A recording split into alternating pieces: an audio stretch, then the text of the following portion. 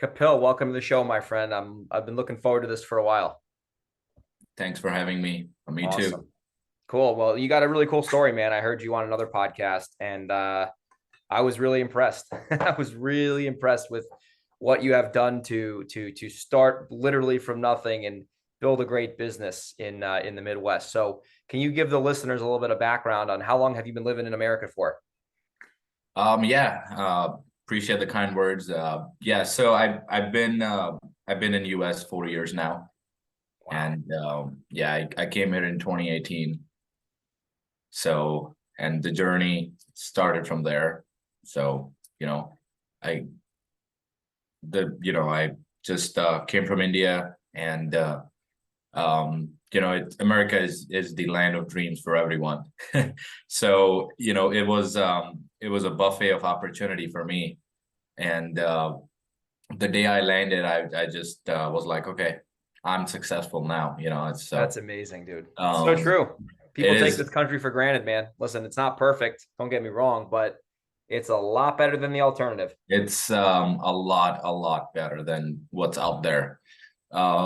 So just came with my family, my parents. I was 17 at that time, and I was just working however I can to pay off some of the debts that the family had, and worked gas stations, liquor stores, Subway, anything and everything I could do. Completed my senior year for the high school, and after that, you know, um, couple of months later, I just was tired of my life. I was like, this is not what America looked like to me, and I don't want to work 90, 100 hours a week. I don't have a problem doing that, but it's just it wasn't the way I wanted to go. So I just started reading Rich Dad Poor Dad, Think and Grow Rich, um, any content online, and you know and there was something I read that was like, well, just find your avatar and go work for them, and just find that rich Yeah. dad character in your life, right? So I just started calling around. Real estate seemed one of the most the close enough thing that I could do, that I think I would understand. I try to do options and whatnot. Like So long options story trading, short, like trading stock trading. options. Yeah, Okay, yeah. got it. I didn't have any money to do with that anyways. So I tried a few other gigs that I was just bored in a week or two. But real estate is something I found a lot of attraction towards, and just went ahead and start calling around people, and found a guy. There was a store right outside my apartment building, and it read big: "We buy the good, the bad, the ugly houses." So just knocked on his door and said, "Hey, I'll work for you for free, and you teach me real estate." So that's how I got started, and That's moved. amazing. That is an Yeah, amazing story. So you came here from India 4 years ago. So you really haven't even been here that long. I mean, you moved here in 2017, right? 18. 2018. So a little That over is 4 years. Yeah. amazing, dude. Now let me ask you this. I mean, you grew up in India. How did you guys end up deciding to move to the US? I mean, that's a really bold move. The honest answer to that is there was no future for my family there. My dad's a serial entrepreneur, so he's been in and out of so many different businesses, but he couldn't really find success in one thing. And whenever he did find success, things didn't go the way he wanted them to go. So things were pretty hard for the family. Yeah. So we just had to make the decision, and there were some other fine line in there, Yeah. but just there was no future that my parents could see for their kids. And my brother was in Canada, so they were, um, Okay. so Toronto. Toronto, yes, Yeah. I got yes. a good friend who's Indian who lives in Toronto. It's a There's big a lot of Indians out there. A lot of Yeah, Indians in Toronto. yeah. Now this is interesting because a lot of people they don't move here from India. They are born and raised in America, and they're spoiled rotten, right? They think they're, I'm not saying everyone's life is perfect. Don't get me wrong here. but they are in a different situation. You probably a better situation than you. They have some money. Maybe they have, they have resources at this point. They're American. They're not foreign, right? And they can't find a way to make this business work. They can't find a way to do it. They're not hungry enough, as they say. They're always full, right? Full enough to not take action. So let me ask you this, dude. You have gone from, literally nothing, not even an American citizen, until, to a successful American entrepreneur in the real estate space. Let me ask you this question before we go into your business. What made you successful when most people in this business, to be honest with you, never make any money? And that's the reality of most people in this business. Yeah. I love that question. And, it's the funny thing is people talk about the American citizenship. When I got started and started working for the guy, I didn't even have a driver's license. So Oh, wow. I was just, Would you have just an state ID card or something? I had nothing. Just, yeah. So, I was just driving, as minimal I could and as slow as I could. But the whole thing about, and I personally can't answer this in one word that what was the reason, but the only thing was that there is no way out. Like, this is the only option. This is the only opportunity. Yeah. This is it. If I don't go ahead and work this, like, basically I couldn't turn back, right? I just didn't have the option. There was no plan B. Like, what am I going to do? Go back to India and, like, there's nothing else. And I didn't want to spend 120 hours on a gas station working crazy for, I think they paid me like $2,600 a month. So I was like working for like $4 an hour. Yeah. For cash, They call that burning the boats, man. You burn the boats. It's slavery. It's just straight up slavery. I mean, there was no plan B. I mean, so the biggest reason I could say for the success was that you either do this or you go sit in a gas station for. So it's done. It was it was a necessity for me that, like, success was, or not even success. I mean, just being good at something and knowing, and business wasn't. I honestly say business wasn't blood, because my dad, my grandfather, my great grandfather, just all been financial and business background. But my dad wasn't that much successful, so he always pushed me back from taking too many risks. But when he saw that I had the drive to it, he was backing me up the biggest he could ever. So it's just you had a burning desire to succeed, and there was no way you're going to let yourself fail because there was no alternative. I love that, dude. And that's the truth. There's a really good book called Think and Grow Rich. I'm sure you've either heard it or read it. I've read it. Yeah. Everyone's like, oh, why is that book so successful? What makes that book? And the answer is this. Successful people have a burning desire. If you don't have a burning desire, it doesn't matter how good your marketing is or how good your vision board is, you're not going to be successful. The reason people win and people lose is because the winners have a desire and the losers don't have a huge desire. Because if you don't have a desire, you're not going to push through the obstacles, which are going to happen to anybody. Absolutely. Success, right? So this is obviously a real estate show. This is not a Tony Robbins pump up, walk on fire show. So let's get into your business. So obviously you came from India with nothing. You have a successful business now. Number one, as the time of this recording, it is, what is it? It's November of 2022, and the real estate market has changed. My goodness, it has changed. So what are you guys doing in your business now? Actually, before we get into that, tell everyone a little bit about your business. What does your business look like today? And then we'll talk about what's going on in the market. We mostly base a lot off of the hotel model, really. Hotel? Like buy clothes and... Yeah, we buy roughly 75%, and that number is honestly getting to 80% now, because with a wholesale buyer, but there's no buyers out there. I agree. So it is honestly, like, it's been pretty tough now, because the market's changing every day, so I'm not used to this, right? So but mostly hotel model is what we mostly focus on. I do love rentals. I still am not able to figure out the right way to do that. Well, I guess I know how to do them the right way, but just the long term, you know, the patience with them is it's a lot more than a quick wholesale and a quick hotel. So I think the wholesale model for us wasn't the biggest money maker in our business. You know, Especially because of your market too. You're in what, Northwest Indiana? That's yeah, or it's northern Indiana and northwest Yeah. Indiana. We're in the South Bend, Notre Dame area. Yeah. So just love the hotel model. You know, after the market changed in the last 3 to 4 months, it hasn't been much fun. So we're mostly basically buying anything and everything that we can. Numbers make sense. We'll just hold it for now and sell it later.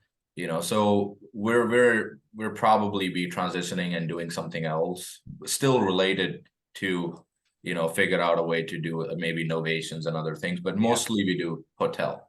Hotel. So for people who are unfamiliar, you're buying a property, closing on it, and then putting it back on the MLS. Yeah, we just clean it up, make it smell good. You know, just the buyer's base changed because almost 70% of them are sold to conventional buyers. Yes, that is true. You know, that is, so and that makes sense because you can make you can make almost the most amount of money on the property because if you rehabbed it, you know, you get the top dollar for it. But I've found that, I've done it. Listen, I've done a decent amount of them. If you have a good construction system, rehabbing is phenomenal. And you're in an area where the permits aren't a problem, rehabbing is probably the best business. However, it's very hard to get good contractors consistently. And the building departments anywhere in America, from coast to coast, from Seattle to Miami, are tough. Doesn't matter who you're dealing with. Absolutely. So interesting. So you're doing wholesale deals. Now let's get into the second thing here. Now, what are you like when you get a lead that comes in your business? Okay, let's talk about the front of the funnel, and then we'll talk about the back of the funnel, which is monetizing the lead. Sure. How does your system look now, like in terms of what are you doing for, so let's start with this. What are you doing for marketing to this day to get the phone to ring? Marketing, we were doing a little bit of direct mail here and there, but last year it was mostly texting and cold calling, but our numbers were just crazy bad. It was just getting worse and worse. Calling and texting. Yep. And so this year we focused a lot on direct mail, and we still do texting, but we dropped out cold calling. And so those are the two biggest ones, really. You know, we are looking into more ways to do it. So those are the two biggest ones as of now. We don't do anything else other than texting and direct mail. Yeah. Okay. So direct mail, I love. You actually purchased our direct mail system, which is awesome. Yep. And you know, the reason I love direct mail, and by the way, if people are interested in purchasing that system, they can send me an email, greg@velocityhousebuyers.com. That's great. That's really helpful. Direct mail. Yeah. Thank you. Shameless plug there. The reason I like mail is because they're technically calling you. Okay. Like that's the thing that people don't understand. It's like, yes, you're going to get angry people calling you for sure. But the people who actually do call and aren't angry, generally those are decent leads. And it's very easy to scale the direct mail because you have to just spend more money and tweak your system a little bit. But the phones, you're going to send mail out and calls are going to come in. It's very simple. With texting and calling, we've done it successfully, but there's a lot more moving parts there. You have softwares and this and that and this response, DNC, litigator. It can get all messy. So you get direct mail coming in. That's how you're getting the phone to ring. Let's just say you're getting most of your leads from mail.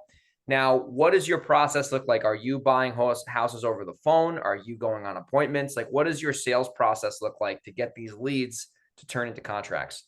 It's all traditional, simple. I go out personally. I do all the acquisitions. So you show up in the house.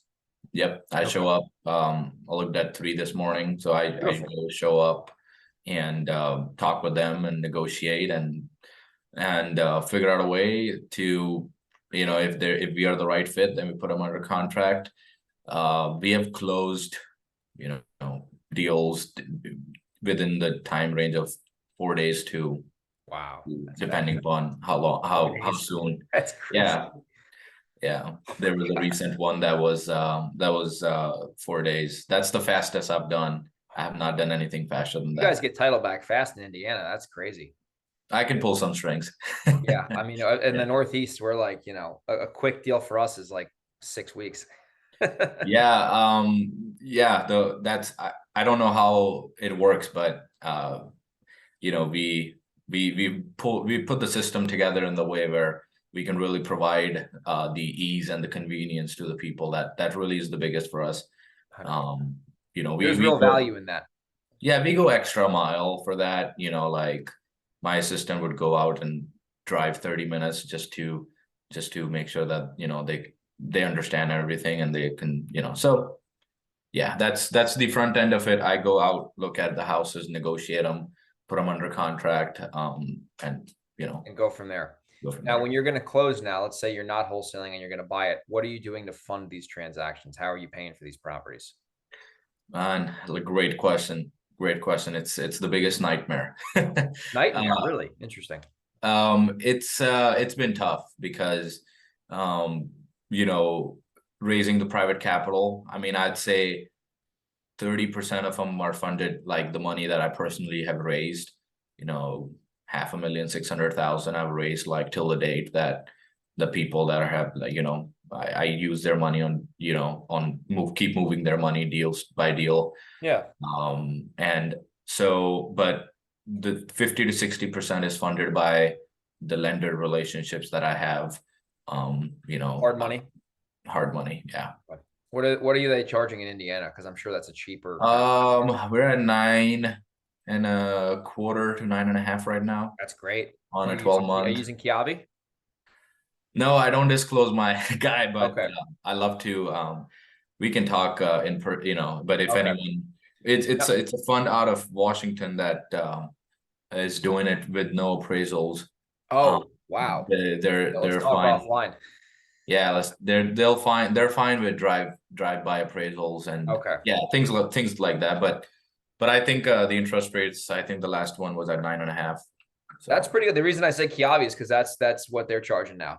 So a lot of these bigger companies can fund fund with mhm. lower interest rates, et cetera. So no, that's interesting. So you're taking these deals down, you're closing them, you're putting them on the market now. Do you have your license, or are you having a realtor sell these properties for you? um that's I love that question. So of course that was a big expense. Last year I calculated spent Oh, about close $40,000 in commissions. that was just listing commissions, negotiated ones that I think I was paying 2% to list them and 2.5% to the buyer's agent. But recently we have been able to get someone in house now that is going to be listing all of our All your houses. flips. Yep, Are you going to pay them everything. salary and then have them just take the like We the just pay them. They do. She basically. It's a she that you know. She basically takes care of a few things, and then she gets paid per listing. That's amazing. And that'll Yeah, save you if you can cut that 40 into 20, it's going to go right to your pocket. You absolutely, can grow your business. absolutely. No, I'm a big fan. You know, I don't understand why people end up not putting an extra effort into to get more money out of the same deal that they have in the pipeline. It's 100%. so it's like, why would you not do that? If I can save another 1,000 a deal, I figured out a way to do it. I want to get stuck on it, but I figured out a way to do it, you know. Well, it's like, especially in this type of market where you have, a little bit of a frothy Mhm. environment, like any way you can save expenses is going to be beneficial for everyone. So you got a smart system. You got the mail coming in, you got the wholesale model where you're raising the capital, you're putting it back on the market. Mhm. Now you said you're buying rentals as well. And I don't know your market very well, but I'm assuming it's a pretty decent rental market It's really given good. Yeah. given the fact that it's in Indiana, which I believe is the number one landlord friendly state in the country. Get Uh, evictions done, from what I eh. heard.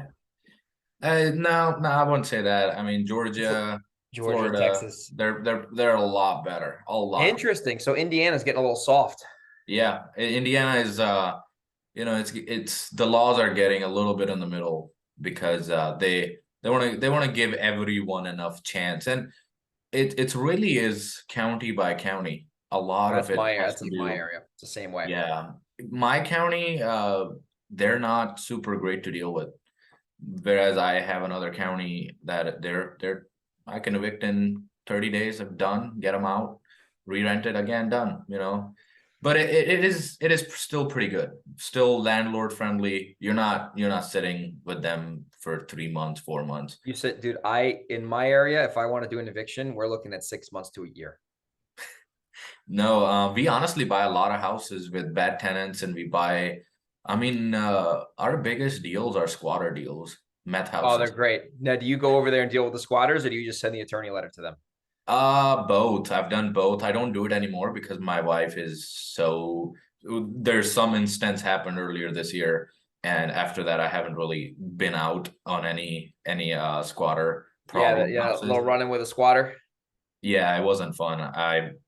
I won't go in much details, but there were 6, 7 guys in there waiting for me. Oh So yeah, I don't blame you, dude. I don't blame you. yeah, Yeah. yeah. Well, that's But smart. it was a 30 grand deal. You know, I was like, Hey, all worth it. was it in the hood? No, it was honestly in a really decent neighborhood, and the neighbors thanked me after I got them out. It wasn't a great neighborhood, but I'd say it's an okay part of the, where there's a bunch of families living Yeah, around. it wasn't like you're in like, the No, you're dark not in the part of the hood, ghetto. no. No, Mm-mm. yeah. Yeah, man, we've made a lot of money in the hood. I'll tell you what, the hood Oh, is where the it's deals so are, funny. you That's know? where the money's at. The money's in the hood, man. I mean, Money's in the hood. I don't go to the hood, right? But I'll virtually go to the hood. No need Yeah. for me to go there, right? I'll go. I mean, I go to the hood. I've got no problem. I don't carry a gun, but I have someone if I'm going in a situation where I need to, I have a friend of mine that'll just go with me. But but either way, it's not that crazy that people might think it is, No. If you don't, the thing with the hood is if you go there and you don't bother anybody, They don't bother you're you. not really gonna get, you know what I mean? Like, but if you go there and you start stirring it up, yeah, of course. But that could be any neighborhood. It doesn't need to just be the hood. Yeah.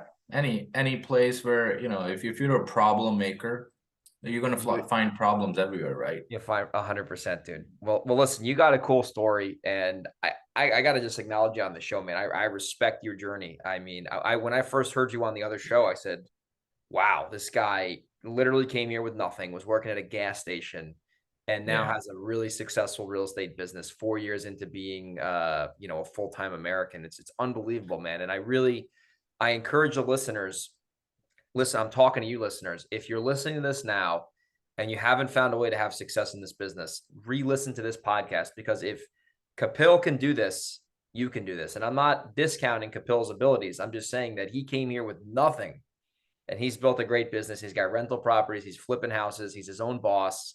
The sky's the limit for him. And you have to increase your desire. That's a big takeaway from the show. If you're not where you're at, it's probably because you're not doing the work every day, because you probably don't want it bad enough, because your desire is not there and you need to get it there. So, man, it's really cool to see what you've built. And what does the future look like for you, man? What do you want to take the business with the next 5 to 10 years? Um, Mostly like to have like to get myself out of it in 4 or 5 years, Yeah. so, and we're trying to expand in the north, we're I talked to you offline about virtual model. We're still figuring out how we want to expand, but we're trying to add more counties near us, and we're trying to at least have like 7-figure operation here. And I mostly transit. I also trying to add 10, 12 rentals every year. So I can, if things don't go the way I want, I still have something to Yeah. go back to, but That's You got to yeah, keep doing that, man. You got to keep buying the properties, the rentals. That's really where the absolutely. money is, bro. The flipping and wholesaling is great, wholetailing, but it's great. I encourage it, but you got the rentals are where the real wealth are built, man. The equity, the cash flow. Absolutely. That's where the wealth is built, man. That's real estate investing.